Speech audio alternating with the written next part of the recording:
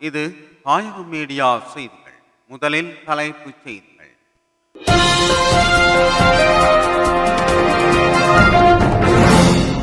வடக்கில் இடமாற்ற விதிகளுக்கு முரணாக 35 கல்வி அதிகாரிகள் குந்தியிரும். செம்பியன் பெற்று வடக்கில் முள்ளிவாய்க்கால் நினைவேந்தலும் கஞ்சி வழங்கல் நிகழ்வும். தொடர்ந்து தடம் புரண்டு பாரிய விபத்து, பயணிகள் பலர் காயம், ஒருவர் கைது. இலங்கையில் வட்டி விகிதங்கள் உயரும் அபாயம். ஆசிரியர்களின் சம்பள அதிகரிப்பு அமைச்சர் வெளியிட்ட முக்கிய அறிவிப்பு. பெட்ரோல் விலை உயர்வு, அரசுக்கு உதயநிதி கடும் கண்டனம். ISIS பயங்கரவாத அமைப்புக்கு பேரிழப்பு, முக்கிய தலைவரை வீழ்த்தியது அமெரிக்கா.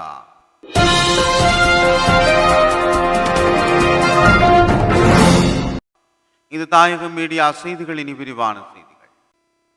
வடக்கு மாகாணத்தில் கல்வி நிர்வாக சேவை சுற்றறிக்க இடமாற்று விதிகளுக்கு முரணாக இடமாற்றமின்றி 35 கல்வி அதிகாரிகள் சேவையில் இருக்கின்றமை தகவல் அறியும் சட்டம் மூலம் வெளிப்படுத்தப்பட்டுள்ளது.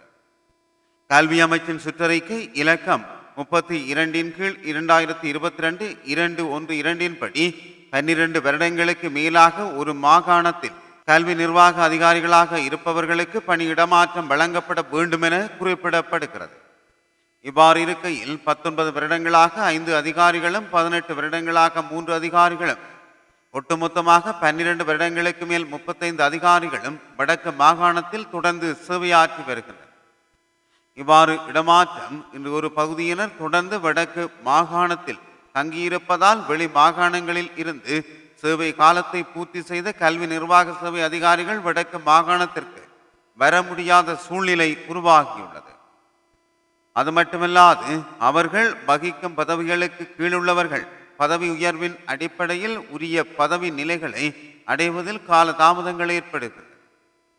இவ்வாறான நிலையில் சுற்றறிக்கைகளை மீறி கல்வி நிர்வாக சேவை அதிகாரிகளாக தொடர்ச்சியாக வடக்கு மாகாணத்தில் தங்கி இருப்பதால் பழிவாங்கல்கள், நிர்வாக முறைகேடுகள் என்பன மேலோங்கி காணப்படும் அபாயங்களும் உள்ளன. ஆகவே பொறுப்பு வாய்ந்தவர்கள் நிர்வாக சுற்றறிக்கைகளை உரிய முறையில் பின்பற்றி உரிய காலப்பகுதியில் இடமாற்றங்களை வழங்குவது ஆரோக்கியமான கல்வி சூழலை உருவாக்கும். யாழ்ப்பாணம் வடமராட்சி கிழக்கு செம்பியன் பெற்று வடக்கிலும் முள்ளிவாய்க்கால் நினைவேந்தலும் கஞ்சி வழங்கல் நிகழ்வும் இன்று காலை 9:30 மணியளவில் செம்பியன் பெற்று தேவாலயம் முன்பாக உணர்வு ரீதியாக இடம்பெற்றது. குறித்த நிகழ்வின் ஆரம்பத்தில் செம்பியன் பெற்று பங்கு தந்தை யாஸ்டின் ஆதர் அவர்களால் விசேட வழிபாடு ஒன்று வழங்கப்பட்டது. பின்னர் ஊடகவியலாளர் லிண்டன் தலைமையில் நிகழ்வு ஆரம்பமானது. நிகழ்வின் இறுதிப் போரில் தனது தந்தையையும் மகனையும் இழந்த குடும்பஸ்தர் ஒருவரால் பொது ஈகச்சுடர் ஏற்றப்பட்டது. அதனைத் தொடர்ந்து இறுதிப் போரில் உயிர் நீத்த வீரர்களுக்கும் உறவுகளுக்காகவும் அகவணக்கம் செலுத்தப்பட்டது. தொடர்ந்து மலரஞ்சலி இடம்பெற்றது. அதனைத் தொடர்ந்து தமிழின படுகொலையை ஞாபகப்படுத்தும் முகமாக உப்பு கஞ்சி வழங்கப்பட்டது. குறைத்த நினைவேந்தல் நிகழ்வில் மத குருமார்கள், புலம்பெயர் மக்கள், சிறுவர்கள், இளைஞர்கள், பெண்கள், பொதுமக்கள், பருத்தித்துறை பிரதேச சபை உறுப்பினர் அகஸ்டின் மற்றும் பருத்தித்துறை நகர சபை உறுப்பினர் ஜெயகோவி மற்றும் சிரேஷ்ட ஊடகவியலாளர் காண்டீபன் மற்றும் குடத்தனை கிராம அபிவிருத்தி சங்க தலைவர் ரெஜி என பலரும் கலந்து கொண்டனர். தொடர்ந்து ஒன்று தடம் புரண்டு பயணிகள் பெட்டி ஒன்று கவிழ்ந்து ஏற்பட்ட விபத்தில் 12 பயணிகள் காயமடைந்துள்ளனர். குறித்த விபத்து இன்று அதிகாலை பனவாசல மற்றும் கூணுப்பிட்டிய இடையே தொடர்ந்து மார்க்கத்தில் இடம்பெற்றுள்ளது. இதன் காரணமாக பிரதான தொடருந்து பாதையின் போக்குவரத்துக்கு பாரிய தடைகள் ஏற்பட்டுள்ளதாக தொடர்ந்து திணைக்களம் அறிவித்துள்ளது. இந்த நிலையில் விபத்தில் காயமடைந்தவர்கள் விபத்தில் நடந்த இடத்திற்கு அருகிலுள்ள தனியார் வைத்தியசாலைகளில் அனுமதிக்கப்பட்டிருந்ததாக தெரிவிக்கப்படுகிறது. அவர்களில் ஒருவர் கொழும்பு தேசிய வைத்தியசாலைக்கு கொண்டு வரப்பட்டதாகவும் காவல்துறை ஊடக பேச்சாளர் உதவி காவல்துறை அத்தியட்சகர் எப்ஜு வுட்லர் தெரிவித்தார். இன்று அதிகாலை 3:25 மணிக்கு பொல்காவலவில் இருந்து புறப்பட்ட இந்த தொடருந்தானது தெற்கு கள்ளத்துறை நோக்கி பயணித்துக் கொண்டிருந்த ஒரு தொடருந்து என தெரிவிக்கப்படுகிறது.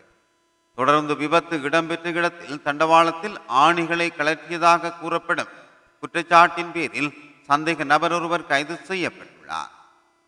பேலியகுட காவல்துறையினரால் இந்த சந்தேக நபர் கைது செய்யப்பட்டுள்ளதாக தெரிவிக்கப்படுகிறது. இவ்வாறு கைது செய்யப்பட்ட நபர் கடுமையான போதைப் பொருள் பழக்கத்திற்கு அடிமையானவர் என காவல்துறையினர் தெரிவித்துள்ளனர். தண்டவாளத்தில் கலற்றப்பட்ட ஆணிகளை ஒரு குறிப்பிட்ட இடத்திற்கு கொண்டு சென்ற நபர் இவரே என்பது காவல்துறையினர் நடத்திய ஆரம்பகட்ட விசாரணைகளில் தெரிய வந்துள்ளது. இந்த சம்பவத்துடன் தொடர்புடைய மற்றொரு சந்தேக நபரை கைது செய்வதற்காக காவல்துறையினர் விசாரணைகளை ஆரம்பித்துள்ளமை குறிப்பிடத்தக்கது. மத்திய கிழக்கு மோதல் காரணமாக கடந்த மார்ச் மாதத்தில் இலங்கையின் வர்த்தக நிறுவனங்களும் நுகர்வோரும் வங்கிகளிடமிருந்து மிக அதிவேகமாக பணத்தை கடனாக பெற்றுள்ளதாக மத்திய வங்கியின் தரவுகள் சுட்டிக்காட்டுகின்றன. தற்போதைய பணவீக்கம் மற்றும் டொலர் நெருக்கடி காரணமாக இந்த மாத இறுதியில் மத்திய வங்கி எடுக்கவுள்ள நாணய கொள்கை முடிவுகள் வட்டி விகிதங்களை மேலும் அதிகரிக்கும் என்று அச்சத்தில் இவ்வாறு கடன் பெறப்பட்டிருக்கலாம் என நம்பப்படுகிறது. மத்திய வங்கி வெளியிட்டுள்ள முக்கிய நிதியியல் விவரங்களில் மார்ச் மாதத்தில் மாத்திரம் வணிக வங்கிகள் தனியார் துறைக்கு 258.4 பில்லியன் ரூபாய் கடன்களை வழங்கியுள்ளன. இது பிப்ரவரி மாதத்தில் பதிவான 144.4 பில்லியன் ரூபாயுடன் ஒப்பிடுகையில் 2 மடங்கு. கடந்த ஆண்டு நவம்பரில் பதிவான 262.6 பில்லியன் ரூபாய் என்ற வரலாற்றில் உச்சக்கட்ட மாதாந்த பதிவுக்கு மிக நெருக்கமாக அமைந்துள்ளது. இதற்கமைய இந்த ஆண்டின் முதல் 3 மாதங்களில் மாத்திரம் தனியார் துறைக்கான கடன் விரிவாக்கம் 485.4 பில்லியன் ரூபாயாக உயர்ந்துள்ளது. இது கடந்த ஆண்டுடன் ஒப்பிடுகையில் 27.1% அதிகரிப்பார். பிப்ரவரி மாத இறுதியில் ஆரம்பித்த ஈரானிய போர் உலகளாவிய ரீதியில் மசகு எண்ணெய் விலையை உயர்த்தியுள்ளதுடன் இலங்கையின் பொருளாதார மீழ்ச்சி மீதும் கடுமையான அழுத்தத்தை பிரயோகிக்க தொடங்கியுள்ளது. இலங்கையின் பணவீக்கம் எதிர்பாராத வேகத்தில் மீண்டும் அதிகரிக்க தொடங்கியுள்ளதுடன் ஏப்ரல் மாதத்தில் கொழும்பு நுகர்வோர் விலை சூட்டன் 5.4% உயர்ந்துள்ளது. அரசாங்கத்தின் கொள்கைகளுக்கு அமைய ஆசிரியர் சேவையில் உள்ள சம்பள பிரச்சினைகளை தீர்ப்பதற்காக படிப்படியாக சம்பள உயர்வு வழங்கப்படும் என்று பொது நிர்வாக மாகாண சபைகள் மற்றும் உள்ளூராட்சி அமைச்சர் சந்தன அபேரத்ன உறுதியளித்துள்ளார். இலங்கையில் அதிக வருமானம் பெறும் முதல் 10 தொழில்களுக்குள் ஆசிரியர் சேவையை உள்வாங்குவதே அரசாங்கத்தின் எதிர்பார்ப்பு என்றும் அவர் மேலும் சுட்டிக்காட்டினார். 2021 ஆண்டு முதல் தாமதமடைந்திருந்த ஆசிரியர் ஆட்சேர்ப்பு நடவடிக்கைகள் துரிதப்படுத்தப்பட்டுள்ளதாகவும் 1000க்கும் மேற்பட்ட ஆசிரியர்களை இணைத்துக் கொள்ள நிதி ஒதுக்கப்பட்டுள்ளதாகவும் அமைச்சர் குறிப்பிட்டுள்ளார். இதற்கான போட்டி பரீட்சைகள் எவ்வித அரசியல் தலையீடுகளுமின்றி வெளிப்படை தன்மையுடன் நடத்தப்படும் என்றும் அமைச்சர் சந்தன அபேரத்ன தெரிவித்தார். நாட்டின் கல்வி முறைமையில் பாரிய மாற்றங்களை ஏற்படுத்த அரசாங்கம் திட்டமிட்டுள்ளதாக குறிப்பிட்ட அமைச்சர் எதிர்காலத்தில் தரம் 9 தேசிய மட்டத்திலான பரீட்சை ஒன்றை நடத்த நடவடிக்கை எடுக்கப்படும் என்றும் தெரிவித்துள்ளார். இதன் மூலம் மாணவர்கள் தமது விருப்பத்துக்கேற்ப கல்வி அல்லது தொழிற்கல்வி துறையை தேர்வு செய்ய முடியும் என்றும் இதற்காக 50 தொழில் பயிற்சி நிலையங்கள் மேம்படுத்தப்படும் என்றும் அமைச்சர் தெரிவித்துள்ளமை குறிப்பிடத்தக்கது.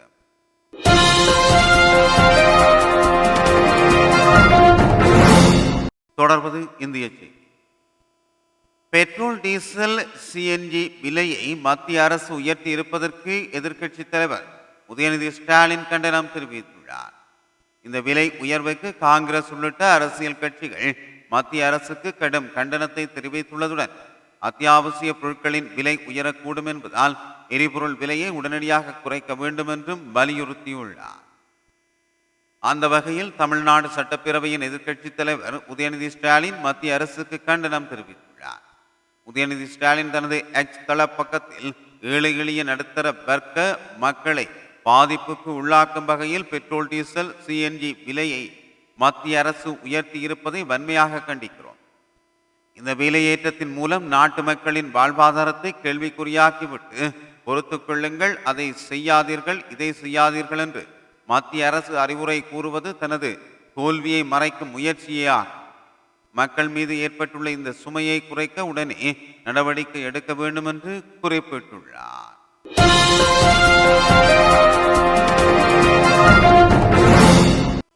தொடர்வது வெளிநாட்டு செய்தி. ISIS பயங்கரவாத அமைப்பின் உலகளாவிய ரீதியிலான 2வது முக்கிய தலைவரான அபு பிலாஸ் அல் மினுகி கொல்லப்பட்டுள்ளதாக அமெரிக்க ஜனாதிபதி டொனால்ட் ட்ரம்ப் அறிவித்துள்ளார். அமெரிக்க படைகளும் நைஜீரிய ஆயுதப்படைகளும் இணைந்து நடத்திய கூட்டு இராணுவ நடவடிக்கை ஒன்றின் போதே அவர் கொல்லப்பட்டதாக ட்ரம்ப் குறிப்பிட்டுள்ளார். அபு பிலால் அல் மினுகி கொல்லப்பட்ட இந்த செய்தியை ட்ரம்ப் தனது ட்ரூத் சோசியல் சமூக ஊடகத்தில் வெளியிட்ட பதிவொன்றின் மூலம் உலகிற்கு அறிவித்துள்ளார். இன்றிரவு எனது வழிகாட்டுதலின் கீழ் துணிச்சலான அமெரிக்க இராணுவமும் நைஜீரிய ஆயுதப்படைகளும் இணைந்து உலகின் மிக மோசமான பயங்கரவாதியை போர்க்களத்தில் இருந்து ஒழிப்பதற்கான மிக துல்லியமான மற்றும் அதிநவீன கூட்டு நடவடிக்கையொன்றை மிக கச்சிதமாக நிறைவேற்றியுள்ளனர்.